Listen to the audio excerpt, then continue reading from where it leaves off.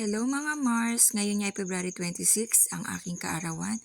Ayan nga't samahan nyo kami. Nagluluto ang aking mga anak at magpe-prepare ng aking konting handa. Ayan, konting pagsasaluhan. Sila nga ay magsosopas. At ayan nga ang mga rekado ng kanilang sopas. Siyempre, hindi mawawala dyan ang macaroni, margarine, gatas. Ayan, medyo busy sila ngayon. May corned beef para sa sahog. Ayan, at nagsasangkot siya yung aking pangalawang anak ng kanyang sauce ng spaghetti. Ayan, effort na effort sila para sa aking kaarawan mga Mars. Gaano kasarap namang isipin na inalagaan mo sila ng maliliit ngayon, tagapagluto mo na ng handa. Di ba mga Mars? Nakakatuwang isipin na sila ay nag-e-effort. Ayan, napakasaya ng araw ko ngayon. Ayan, mga Mars, ayun yung mga gagamitin niya para sa sauce ng spaghetti. Ayan. O, ayan. Sobrang hinahalukay niyang mabuti. Ayan. At ngayon nga, dun sa labas, nandun naman ang pagluluto ng kanyang pasta para sa spaghetti.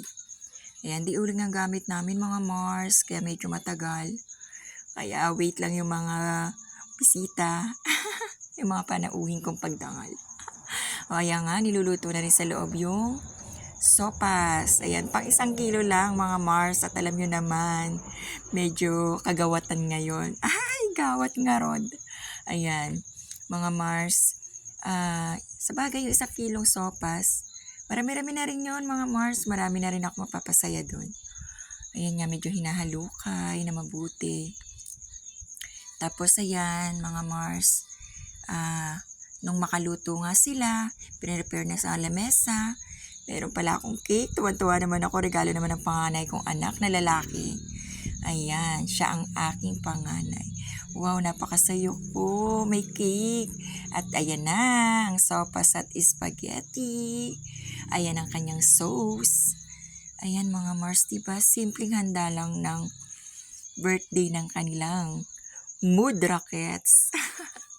Diba guys? Diba mga Mars? Tara na, kain na tayo.